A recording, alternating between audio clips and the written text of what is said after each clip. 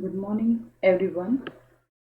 So, this is my second lecture for the data structure. I am Dimple Patel, Department of VCA, Sutex Bank College of Computer Application and Science, Amroli, Surat. Today, my topic is continuing with the stack application, and we'll continue with the queue. Topic covered in the last lecture are: what is data structure, types of data structure, array, stack with its applications. So these topics we have already covered. Next is this is an application of a stack. That is a police notation we have already seen. And now in police notation we have three types, that is infix, postfix and prefix notation.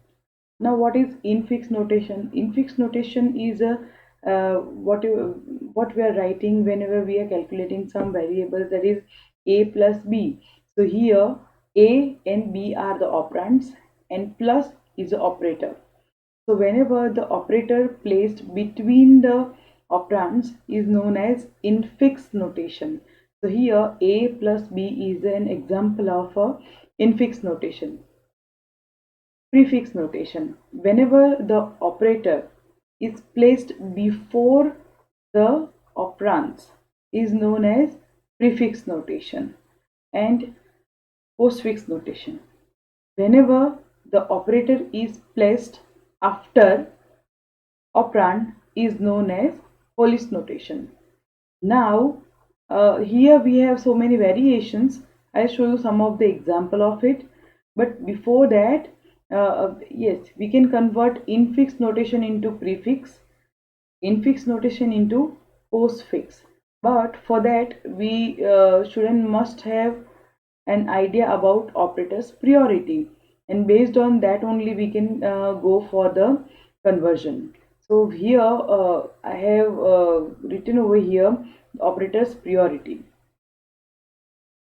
First priority is of brackets, second priority is of caret sign, then multiplication and then division, and after that last priority is of plus and minus sign. So according to the priority the conversion will be done. So first we will go for infix to prefix conversion. We have one expression available, that is bracket a plus in bracket b into c bracket over divided by bracket open d minus e double bracket close. Now I want to convert this infix notation into prefix. So for that I have to write this expression in a reverse form, that is double bracket first, then e, then minus, then d, then opening bracket, then division, then closing bracket, c, multiplication, b, opening bracket, plus a and opening bracket. So where and how we will write it? For that we have created one table downside. Symbols. Symbols can means whatever I have spoken just now, that we have to write all the symbols, that is double bracket, then e minus d, that all I have to write in a reverse form. Then prefix notation, whatever is converted, that will be stored in a prefix notation. And whenever the any operators encounter, that will be pushed into the stack. So first we have opening bracket, so directly it will be pushed into the stack. Then again we have a opening bracket, sorry, closing bracket, so both the brackets will be pushed into the stack. Now e is a operand, so we cannot put it into the stack. We will put the operand e into prefix. Now after that I have a minus operator, that I have to push into the stack. Then d will be pushed into prefix notation. Then we have opening bracket. Now there is some rules for conversion, that whenever in the stack we have opening bracket, some operator, and the next incoming sign is closing bracket, then we have to pop out that sign. So here we have popped out that sign into the prefix expression. Then division sign, that I have to push back into the stack. Then closing bracket, then I have to again push it into the stack because it is a operator. C is an operand, so I have to push it into the prefix. Then multiplication sign, push it into the stack, push it into the stack, then B into the prefix notation, then again opening bracket. Now again, whenever there is the closing bracket, some operator sign and closing bracket is opening bracket is coming, then pop out that operator into the prefix. So we have a multiplication sign into prefix. Now we have plus sign. So here we can see the division sign is higher priority than the plus sign. So we have to first pop out division sign into prefix and then push plus sign into the stack. And next is A, so put it into the prefix notation, and last is your opening bracket. So whatever the sign is there into the stack, I have to pop it out. So this is my prefix notation. As you can see, all the operators are before operands. So this is a infix to prefix conversion. I have one more example of infix to postfix notation, that is, can all the symbols as it is, that is, A symbols are A multiplication sign opening bracket, B plus C into D closing bracket plus E. Write it as it is. In the stack, as usual, our operators will go into the stack, and in postfix string the symbols which are scanned and the pop out operators from the stack will be stored. So here A will go to the postfix string. Now multiplication sign is there, so that will go into stack. Again we have opening bracket, push it into the stack. B, push it into the string. Plus sign, push it into the stack. C, push it into the string. Multiplication sign, again push it into the stack. And as you can see here, plus sign is having lower priority and multiplication sign is higher priority. So that will be as it is. There is no change in the stack. D, push it into the stack. Again there is a opening bracket, sorry, closing bracket. So whatever the operators in between two brackets, we pop out them in a leaf order, last in first out. So first of all multiplication sign will come out and then plus sign will come out. After that push plus sign into the stack, and multiplication sign is having higher priority, so it will pop out into the string first and then push plus sign into the stack. Then E will be push into the string, and at the last plus sign will be out into the string. So we have postfix notation available, that is A B C D multiplication plus multiplication E plus. So this is our postfix notation. As you can see, all the operators are after the operands. So this is infix to postfix notation. So now we'll continue with the queue. Now queue is again a linear data structure in which we can insert the data and remove the data from two ends with the help of two pointers, front and rear.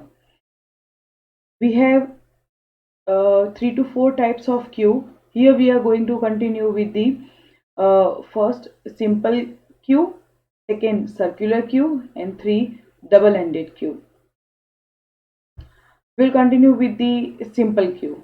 As you can see, the representation of a linear queue, that is a simple queue. As you can see, it is looking like same as a an array, 0 to 9 elements. That is, I can insert 10 elements here. Front and rear both are at -1 right now because there is no data inserted in my queue. Now whenever I insert my data into the queue, the rear pointer will change its position. Here, if I insert one data into the queue, then the rear position will be 0. If I insert another data into the queue, then my rear position will be 1. That is, if I insert 5, my rear position will be 0. If I insert 7, my rear position will be 1. 12, my rear position will be 2. 8, my rear position will be 3. And 9, then my rear position will be 4. And front is at 0. Front will do the work of deletion. So right now front is at 0th location only. But if I remove 5, then my front position will be 1. And after that, if I again remove 7, then my front position will be 2. It will move in a upward direction. So this is how a simple queue works. But here there is one disadvantage of a simple queue, that is, as you can see, before 12 there are 2 places empty on the 0th and 1 index, but here we cannot insert the data. So this is the disadvantage, or you can say drawback, of a simple queue. For that we have to learn circular queue. Now what is circular queue? It is closed loop of a queue where we can insert the data from either end. The queue will work such like that we can utilize the empty space available into the queue. As you can see in the first diagram, the front value is 0 and rear value is -1. Now if I want to insert one data into the circular queue, as you can see in the second diagram, add item 10, then the front will be at 0 and rear will be at 0. So here I have inserted one data element at 0th location, that is 10. Now after that, look at the third diagram. Now delete one data item and then front will be at first location and rear will be at one location. Means I have already inserted 20 into the circular queue, and I have removed one element, that is 10 I have deleted. So front will be at first location and rear also will be at first location only. Like this. Now insert 30, 40, 50, 60, 70, 80 respectively. Then the front will be at one location only and rear will be at 7th location. Here I can insert 8 data elements in the queue because it is 0 to 7 data element. So I have inserted all the data element. Now at the 0th location there is one space available.